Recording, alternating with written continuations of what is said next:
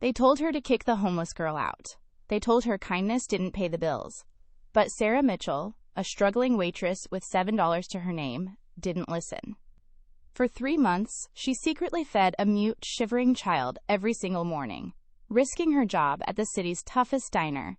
She thought she was saving a street kid. She was wrong. Because the morning the black SUVs blocked the entire street and a man in a $3,000 suit walked in with 4 armed bodyguards, Sarah realized she hadn't been feeding a beggar. She had been hiding the missing daughter of the most dangerous man in the city. And he wasn't here to say thank you. Or was he? The neon sign of Jerry's 24-hour diner buzzed with an irritating insect-like hum that seemed to drill directly into Sarah Mitchell's temples. It was 5:45 a.m. in downtown Chicago, a time when the city wasn't waking up so much as it was groaning in its sleep. The rain was coming down in sheets, turning the grease-stained pavement of 4th Avenue into a dark reflective mirror. Sarah adjusted her apron, wincing as she tightened the strings. At 26, she felt 40. Her feet, encased in cheap non-slip shoes from Walmart, throbbed with a dull, rhythmic ache that never really went away. She checked the clock above the pie carousel. 15 minutes until the breakfast rush. 15 minutes until Jerry, the owner, came out of his office with his clipboard and his bad attitude. But Sarah wasn't looking at the clock for Jerry. She was looking at the door. Right on time, at 5:48 a.m., the brass bell above the door jingled weakly. She walked in. The staff called her the ghost, but Sarah called her Lily. She couldn't have been more than 9 years old. She wore a soaking wet, oversized gray hoodie that swallowed her fragile frame, and a pair of canvas sneakers that had been white maybe 3 years ago. Her hair was matted, plastered to her forehead by the rain, and her eyes, a startling, piercing blue, were always fixed on the floor. Lily never spoke. Not a word, not a whisper.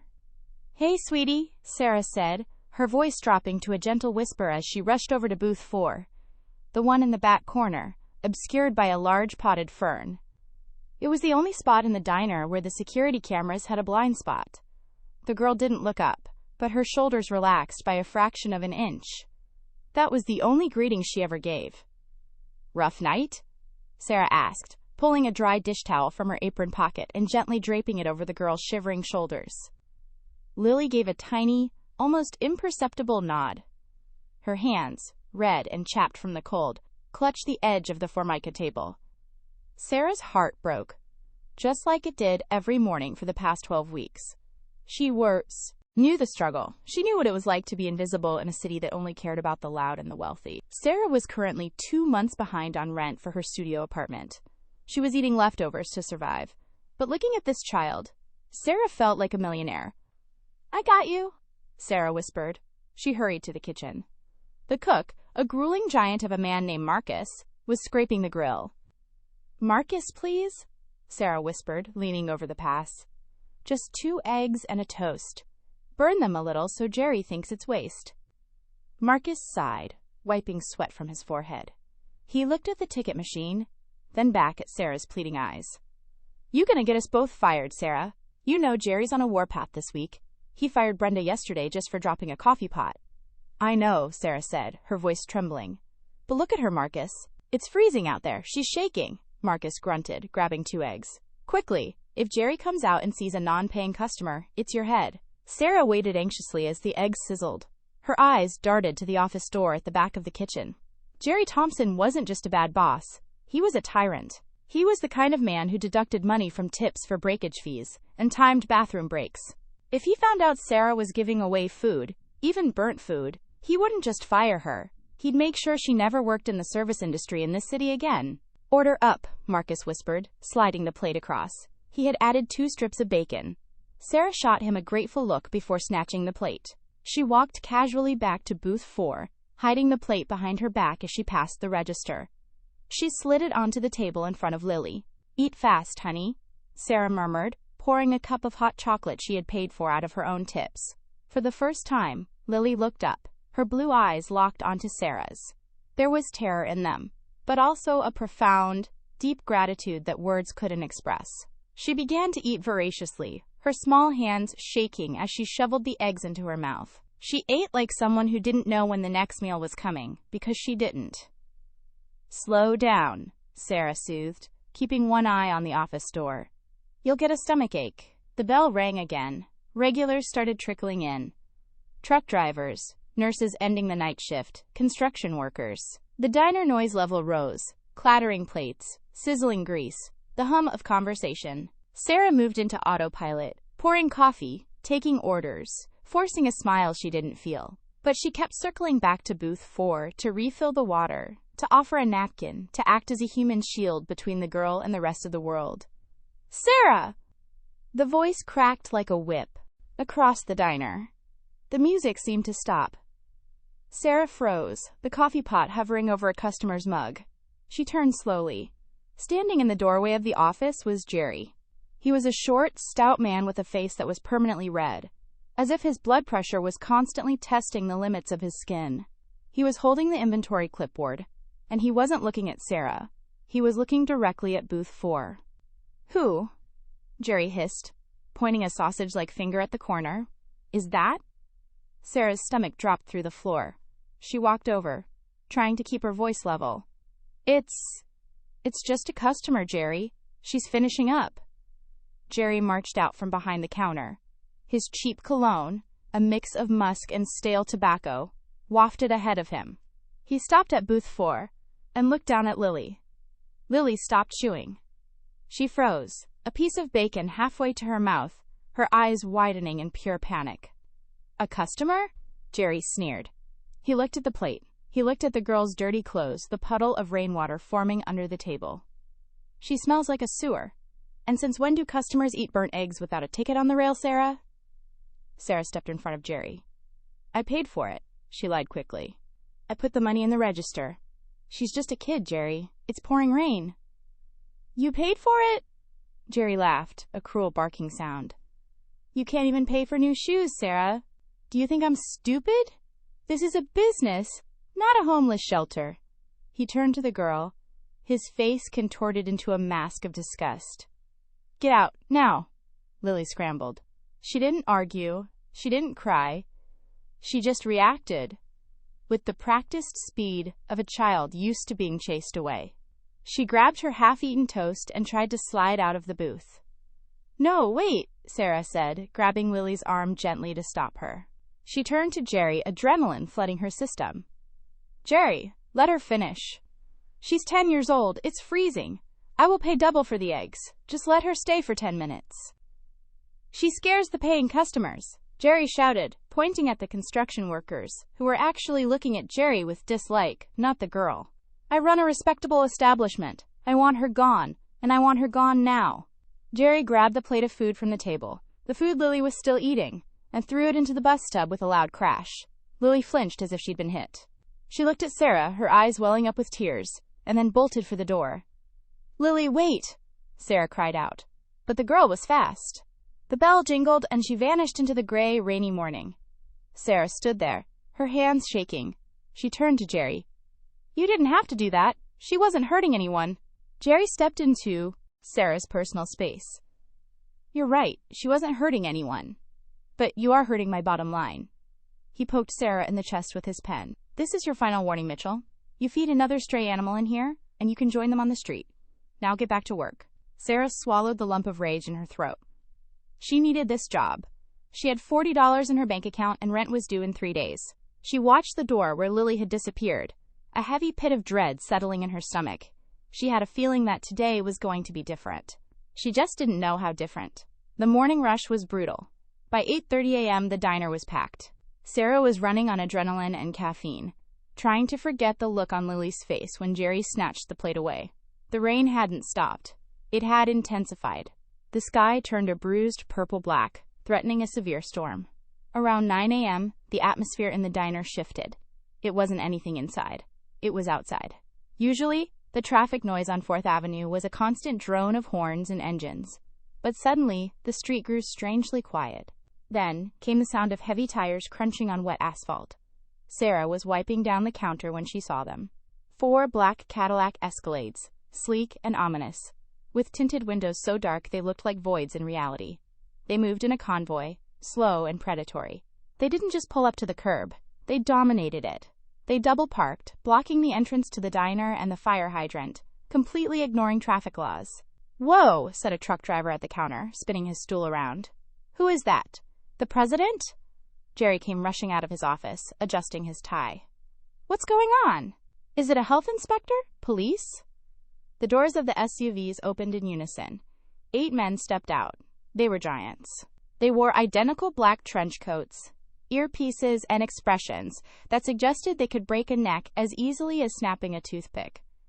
They didn't look like police. They looked like private military. They formed a perimeter around the second car. One of the men opened the back door, and he held a large black umbrella to shield the passenger from the rain. A man stepped out. He was tall, wearing a charcoal gray suit that likely cost more than the diner itself. He had salt and pepper hair slicked back and a sharply trimmed beard. He was handsome, but in a terrifying way. His eyes were hidden behind dark sunglasses, even in the rain. He radiated power, the kind of power that bends laws and silences rooms. This was Julian Thorne. Sarah didn't know his name yet, but she knew his type. He was the kind of man who owned skyscrapers and bought politicians.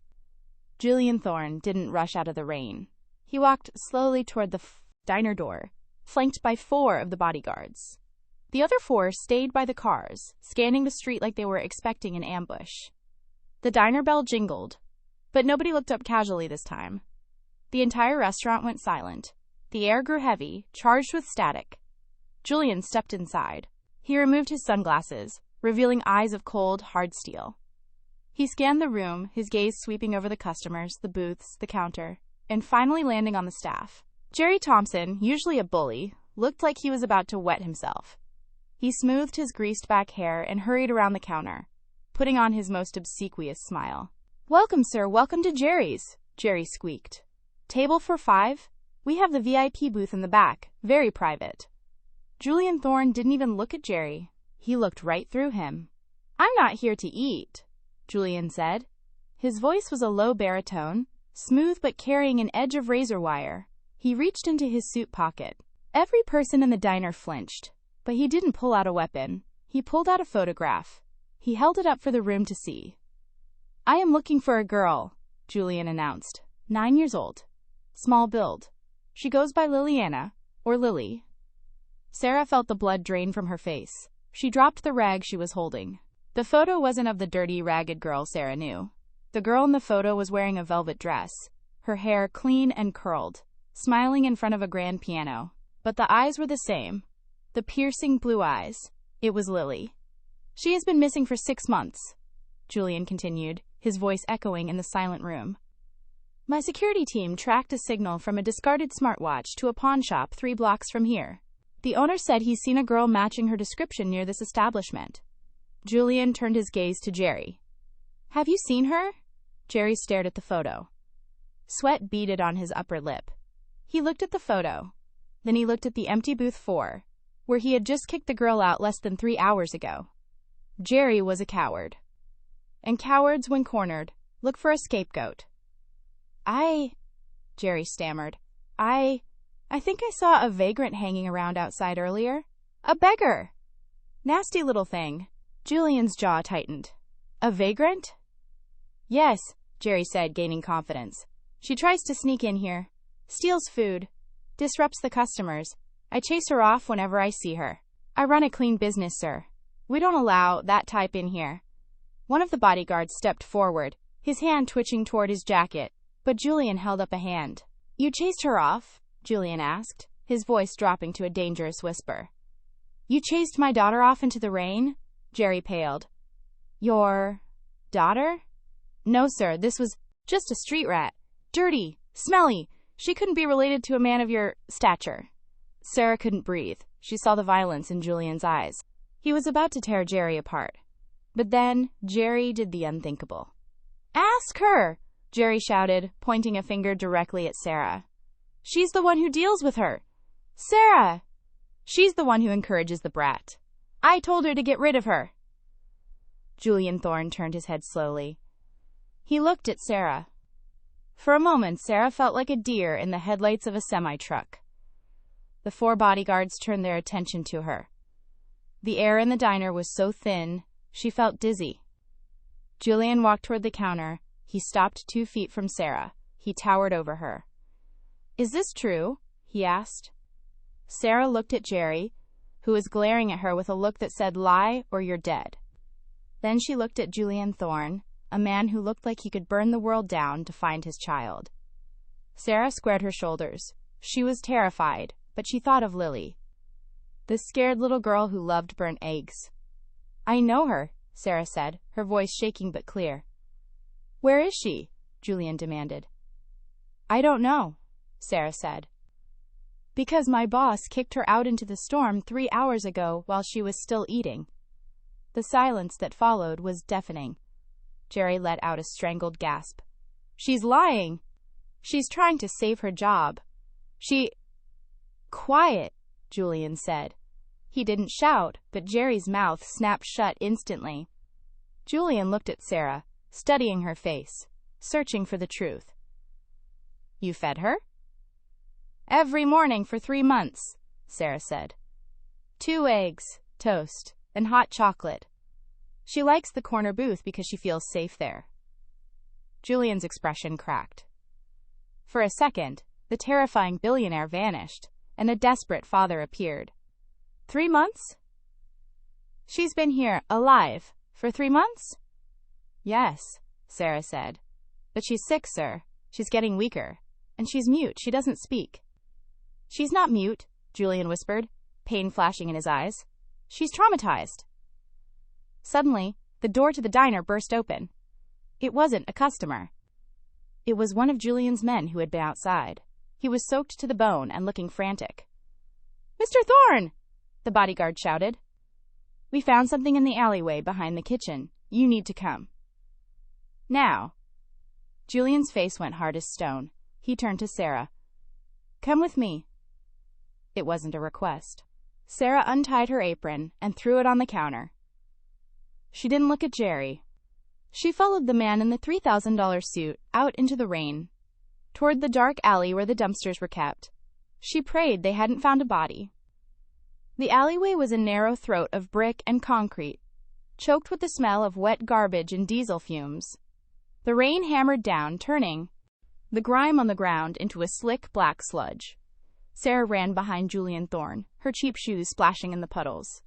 The 4 bodyguards formed a tight, moving wall around Julian, their hands hovering near their waistbands. "Here, sir," the bodyguard who had called them shouted over the roar of the rain. He was standing by a large, rusted industrial dumpster that belonged to the diner. He pointed to a small gap between the dumpster and the brick wall of the adjacent building. It was a space no wider than 2 feet, sheltered slightly by the overhang of a fire escape. Julian stopped. He stared at the gap. Then, heedless of his $3,000 Italian suit, he dropped to his knees in the mud. "Flashlight," he commanded. A beam of bright white light cut through the gloom. Sarah gasped, her hands flying to her mouth. Tucked away in that filthy, rat-infested gap was a tiny, makeshift home. There was a layer of flattened cardboard boxes to keep the cold from the concrete.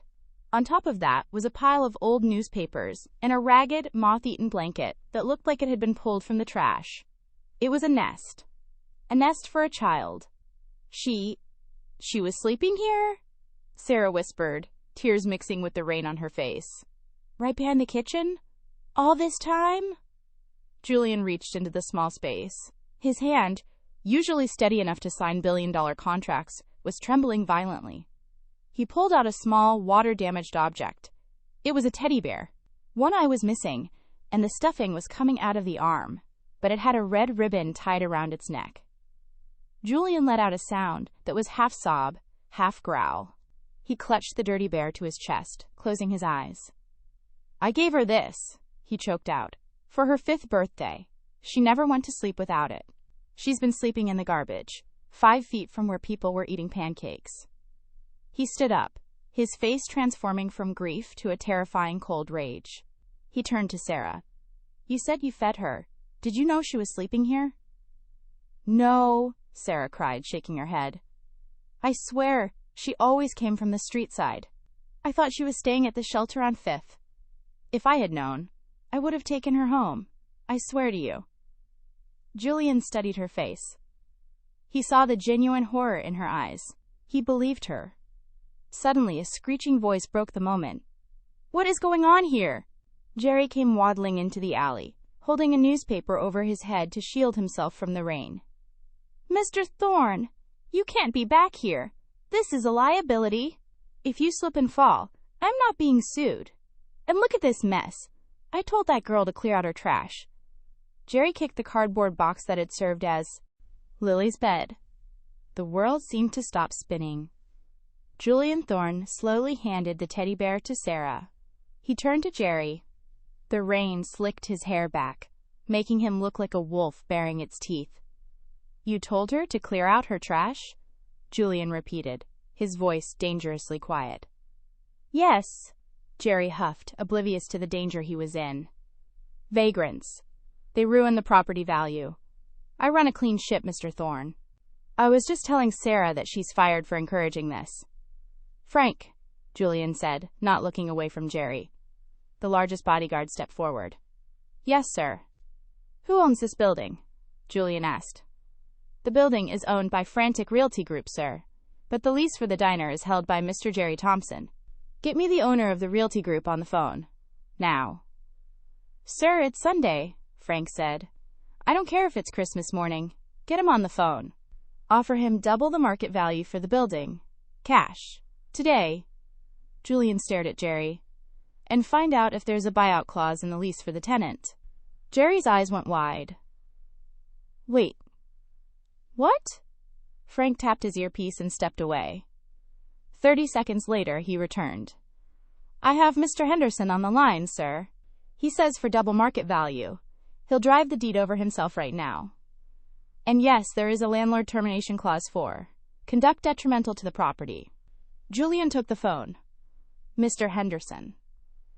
This is Julian Thorne. I'm buying your building, and I am evicting the current tenant effective immediately. I want him off the premises in 5 minutes. If he refuses, my security team will assist him." Julian handed the phone back to Frank and looked at Jerry. "You're fired," Julian said coldly. "Get out of my building." Jerry's mouth opened and closed like a fish. You can't do that. This is my diner. I've been here 20 years. "And in 20 years, you never learned basic humanity," Julian spat. "You kicked my daughter out into the rain. You destroyed her food. You called her trash. You have 5 minutes to collect your personal items, or Frank throws you through the window." Jerry looked at the 4 armed men. He looked at the cold fury in Julian's eyes. He realized this wasn't a negotiation. It was an execution. Jerry turned and ran back into the diner, scrambling to get his keys. Julian didn't watch him go. He turned back to the cardboard nest. He knelt down again, ignoring the mud soaking his knees. He shone the flashlight deeper into the crevice. "Wait," Julian whispered. He reached in and pulled out a piece of paper that had been shoved into a crack in the brickwork. It was a drawing on the back of a paper placemat. It was a drawing done in crayon. It showed a stick figure of a small girl sitting at a table. Standing over her was a tall woman with long hair, holding a coffee pot. The woman had a giant yellow halo drawn over her head. Underneath, in crude, shaky letters, it said, "Sarah is safe." Julian stared at the drawing. His hands shook. He looked up at Sarah, and for the first time, the steel in his eyes melted. "She trusted you," he whispered. "She didn't trust me. She didn't trust the police. But she trusted you." "She knew I wouldn't hurt her," Sarah said softly, clutching the wet teddy bear. "Sir!" Frank called out again, his voice urgent.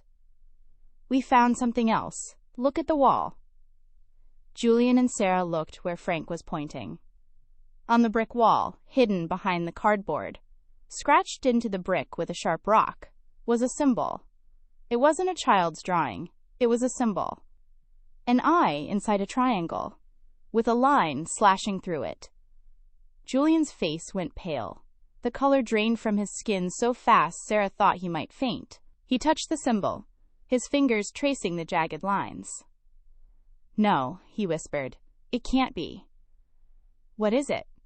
Sarah asked, sensing the shift in the atmosphere. The sorrow was gone, replaced by pure, unadulterated terror. "This is the mark of The unseen, Julian said, his voice hollow. It's a calling card. They didn't just take her. They were watching her. They were waiting. Who are they? Sarah asked. Mercenaries, Julian said grimly. High-end kidnappers. They don't want money. They want leverage. They want to destroy empires. He stood up, his demeanor hardening into granite. She didn't run away, Sarah. She was hunted. And if that symbol is here, it means they found her. We need eyes, Julian barked as they exited the alley. The rain was now a torrential downpour. I want every camera on this block accessed within 3 minutes. He turned to the establishment, directly next to the diner. It was a pawn shop with bars on the windows and a sign that read, "We buy gold. No questions." There, Julian pointed to a rusted CCTV camera mounted above the pawn shop door. It was pointed directly at the alley entrance. Julian marched toward the pawn shop, Sarah struggling to keep up. Inside, the pawn shop smelled of stale cigarettes and desperation. The owner, a balding man with a shotgun under the counter, looked up as the door chimed. When he saw the 4 armed bodyguards enter, his hand twitched toward the weapon. Don't, Frank said, his weapon already drawn and leveled at the man's chest. Julian slapped a stack of cash onto the glass counter. It was a thick bundle of $100 bills, easily $10,000. I need your security footage from this morning, Julian said. Specifically, the alley camera. Between 6 a.m. and 9 a.m. The owner looked at the gun, then the money. He grabbed the cash. Back office. System is old, but it works. They crowded into the tiny, cluttered back room. The owner typed on a greasy keyboard. A grainy, black-and-white image flickered onto the monitor. Fast forward to 6 a.m., Julian commanded. The timestamp on the screen spun. Stop, Sarah said, pointing at the screen. That's her. On the screen, grainy and distorted, was Lily. It was 6:05 a.m. She was running out of the diner's back exit, which Jerry must have unlocked to throw her out. She scrambled into the alley, clutching her stomach. She crawled into her cardboard nest. For 2 hours, the tape showed nothing but rain. Then, at 8:15 a.m., just 45 minutes before Julian arrived, a vehicle entered the frame. It wasn't a random car. It was a sleek, black cargo van. It pulled up slowly, blocking the entrance to the alley. The side door slid open. 3 men jumped out. They were dressed in tactical gear, wearing balaclavas. They moved with military precision. They didn't search. They went straight to the dumpster. They knew exactly where she was. On the screen, Sarah watched in horror as the men dragged Lily from her hiding spot. Lily fought. She kicked and scratched, a tiny whirl of defiance. But she was no match for 3 grown men. One of them placed a cloth over her face, chloroform, and she went limp. They tossed her into the van. But just before the van door closed, one of the men turned toward the camera. He adjusted his mask. For a split second, the sleeve of his jacket pulled up, revealing a tattoo on his wrist. Freeze it! Julian roared. The pawnshop owner hit the space bar. Julian leaned in, his nose inches from the dirty screen. He stared at the blurry image of the tattoo on the kidnapper's wrist. It was a scorpion. Julian let out a breath that sounded like a dying man. He staggered back, hitting the wall. Sir? Frank asked, concerned. Do you know him? It's not a him, Julian whispered. It's a unit. He looked at Frank, his eyes wild with betrayal. That's the insignia of my brother's personal security detail. The Scorpion unit. The room went silent. Your brother? Sarah asked. Your brother kidnapped your daughter? Julian ran a hand through his wet hair, laughing a dark, mirthless laugh. My brother, Marcus Thorne. He's been trying to force me out of the company for years. He said I was too soft because of Lily. He said having a mute daughter made the family look weak. Julian's fists clenched until his knuckles turned white. He didn't want ransom. He wanted her gone so he could declare me mentally unfit to lead the company due to grief. He wanted to break me. Julian turned to the screen, watching the van drive away. He knew where she was. He must have been tracking my phone. As soon as my team got a ping on the smartwatch, he sent his team to get there first. He turned to his bodyguards. We are going to war. I want the entire security team mobilized. We are going to Marcus's estate, and we are going to burn it to the ground. Sir, Frank said cautiously, Marcus's estate is a fortress. He has a private army. We have 4 men here. We need a plan. We can't just storm the gates. I don't need a plan, Julian snarled. I need my daughter. You need help, Sarah said. Everyone turned to look at the waitress. She was soaking wet, her apron still on, standing in a pawnshop back room with billionaires and killers. What can you do? Julian asked, not unkindly, but dismissively. This is dangerous, Sarah. Go home. Lily won't go to you, Sarah said firmly. You saw the drawing. She's terrified. If you storm in there with guns, she might hide. She might run. She's the best hider I've ever seen. If she thinks she's in trouble, she will disappear into the walls. Sarah stepped forward. But she trusts me. If she hears my voice, if she sees me, she'll come out. Julian looked at Sarah. He looked at the determination in her jaw. He remembered the drawing. Sarah is safe. He nodded slowly. You're right. She needs a tether. He reached into his jacket and pulled out a heavy, black phone. He dialed a number. Bring the helicopter, Julian said into the phone. To the roof of the parking garage on 4th. We leave in 5 minutes. He hung up and looked at Sarah.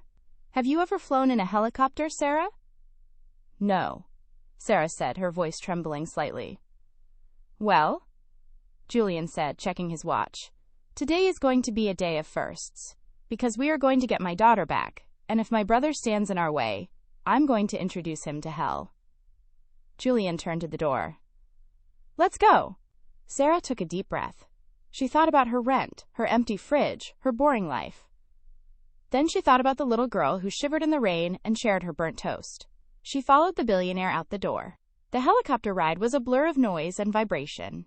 Sarah sat strapped into a leather bucket seat, her hands gripping the safety harness so tight her knuckles were white. Below them, the city of Chicago faded into the gray, rain-swept countryside. Julian sat across from her. He was checking the magazine of a sleek, black pistol. The father who had wept over a teddy bear was gone. In his place was a man of war. He was communicating with Frank and the pilot over the headset. ETA 2 minutes. The pilot's voice crackled. Thermals show 12 heat signatures patrolling the perimeter. 2 on the roof. It's a fortress, sir. Drop us on the east lawn, Julian commanded. It's the PES, blind spot for the main cameras. Frank, you take the team and draw their fire at the front gate. Create chaos. I'm going in the back door. And the girl? Frank asked. Sarah comes with me, Julian said, his eyes locking onto hers. She's the only one Lily will run to.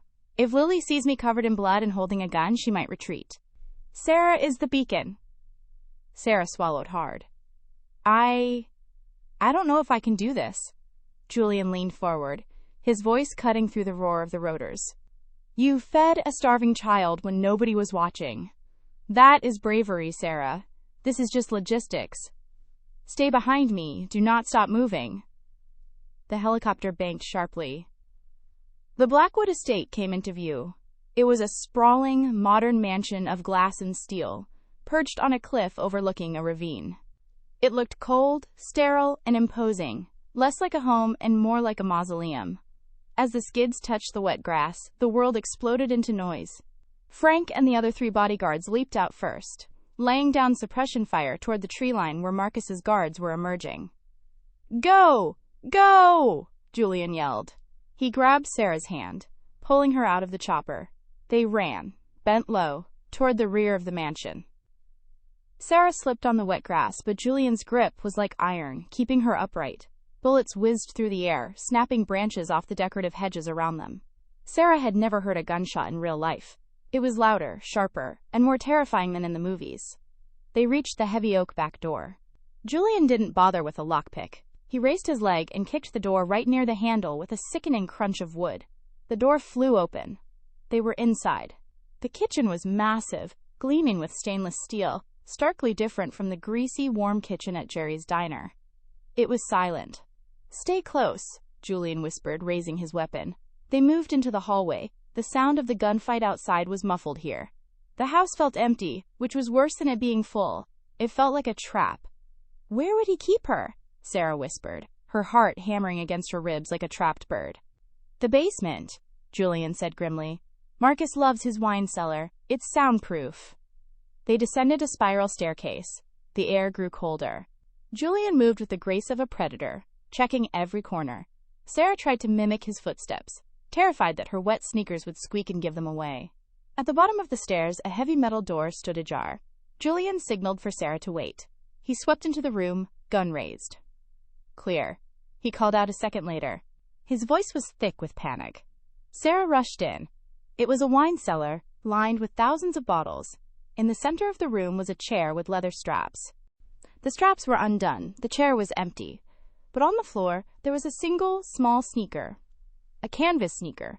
The same one Lily had been wearing that morning. She was here, Julian said, picking up the shoe.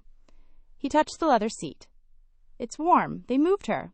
Or she escaped, Sarah said, pointing to a small ventilation grate near the floor. The screws had been loosened, likely with a coin or a fingernail, and the grate was pushed aside. The opening was tiny, too small for an adult, but just big enough for a starved 9-year-old girl. She's in the walls, Sarah realized. She's hiding. Just like she hid behind the dumpster. Julian looked at the vent, hope surging in his eyes.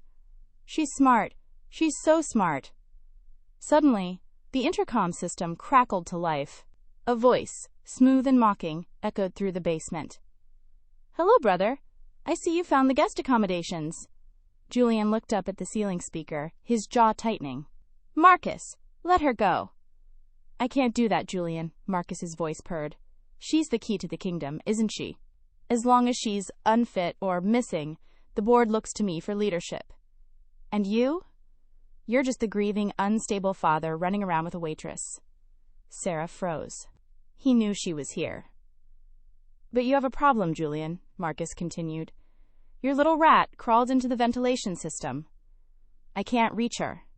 And I don't have time to play hide and seek. So I've decided to smoke her out. A mechanical whirring sound started.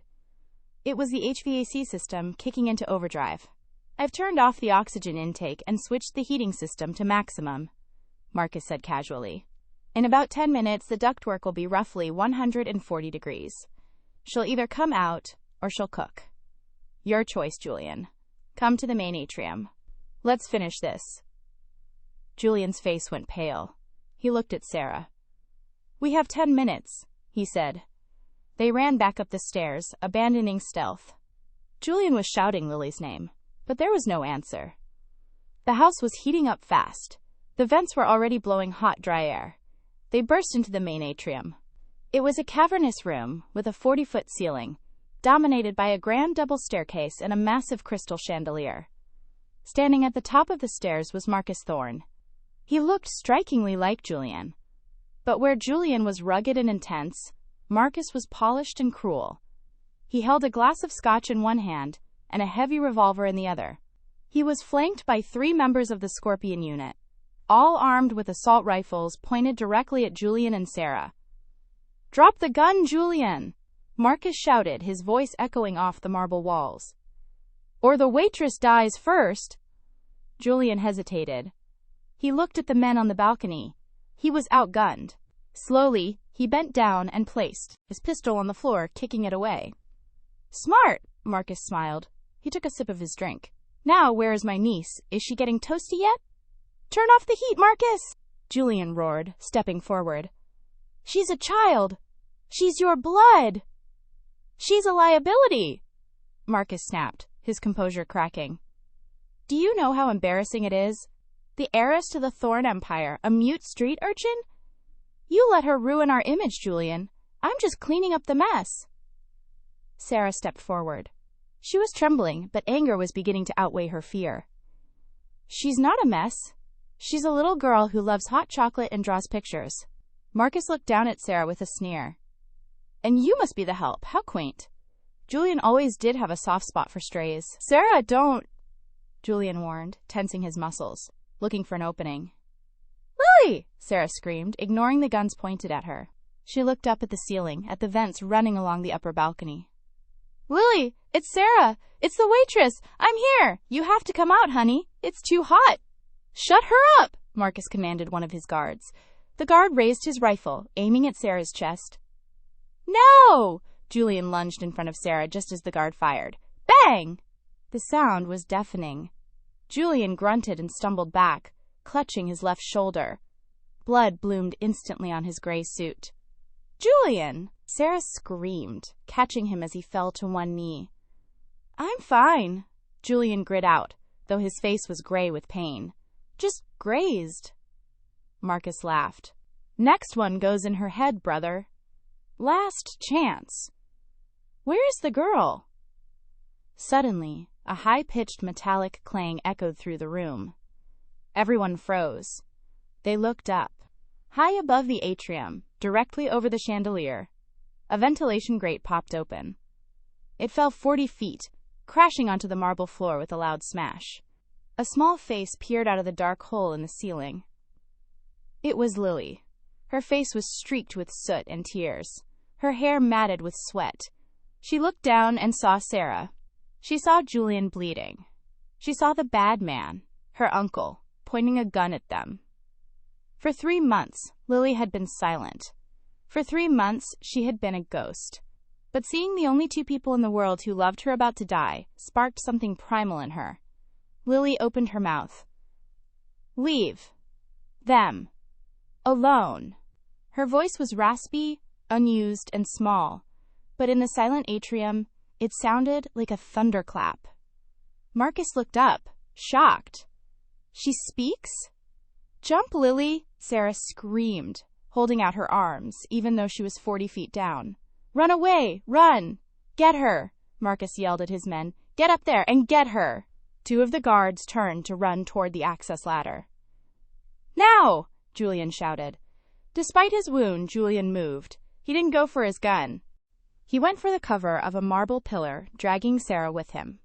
Stay here, Julian groaned, pressing a hand to his bleeding shoulder.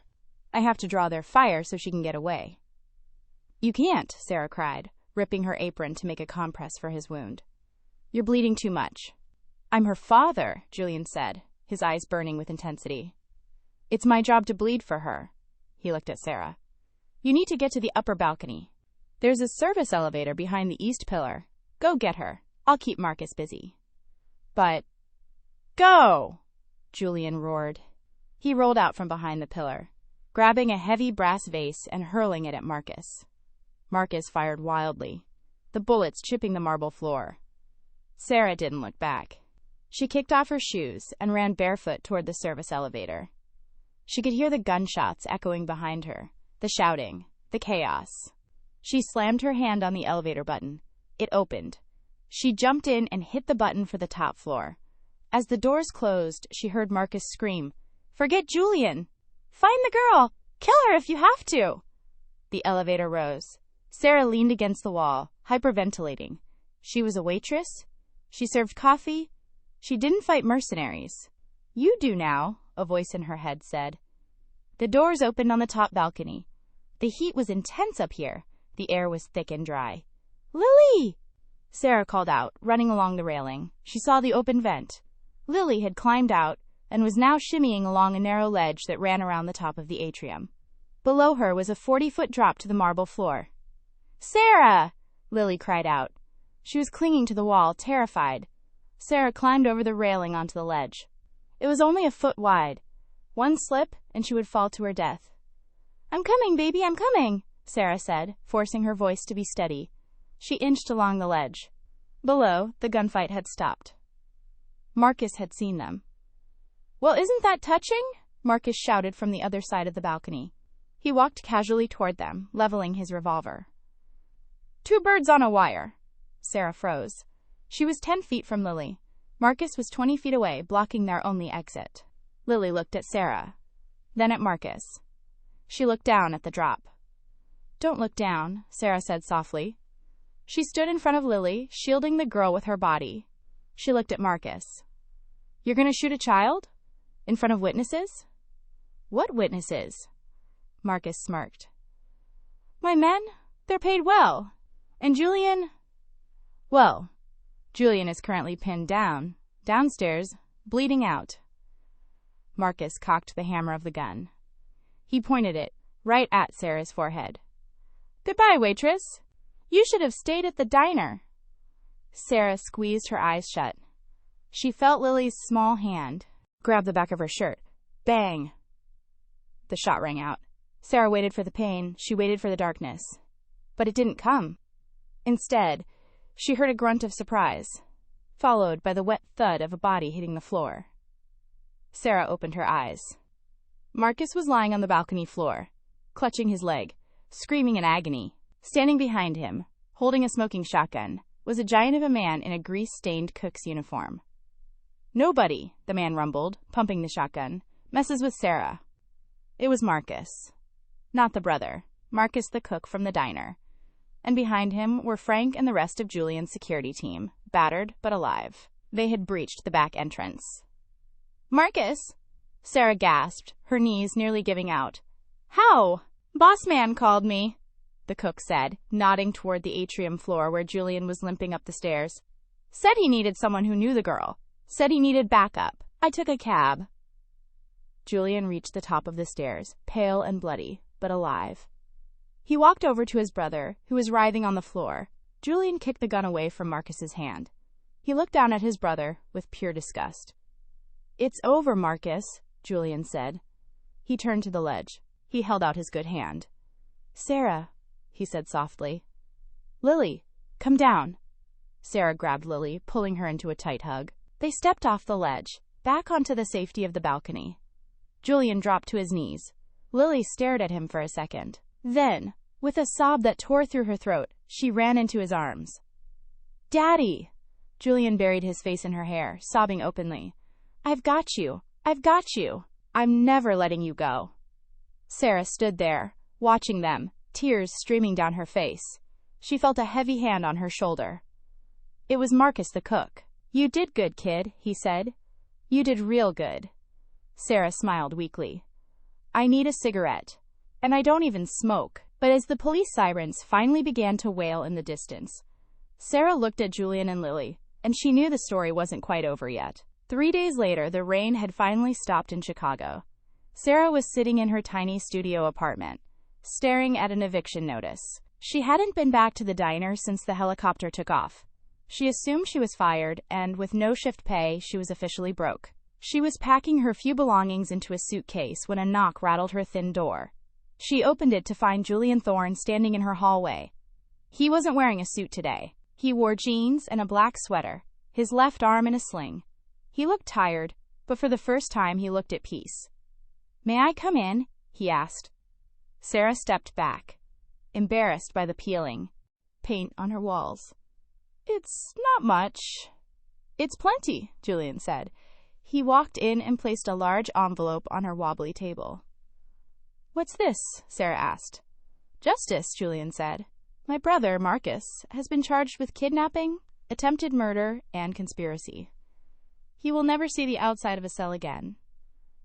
As for your former boss, Jerry," Julian smirked, a dangerous glint in his eye. "I bought the diner. I fired Jerry publicly this morning. I also had the health inspectors do a very thorough sweep. He's currently facing about $50,000 in fines." Sarah smiled, a weight lifting off her chest. "And Marcus? The cook?" "Marcus is now the head chef and manager of the diner," Julian said. "I renamed it Lily's Place. We're turning it into a nonprofit. Free meals for anyone who needs them, paid for by the Thorne Foundation." Sarah felt tears prick her eyes. "That's amazing, Julian." "We need someone to run the foundation, Sarah," Julian said softly. He stepped closer.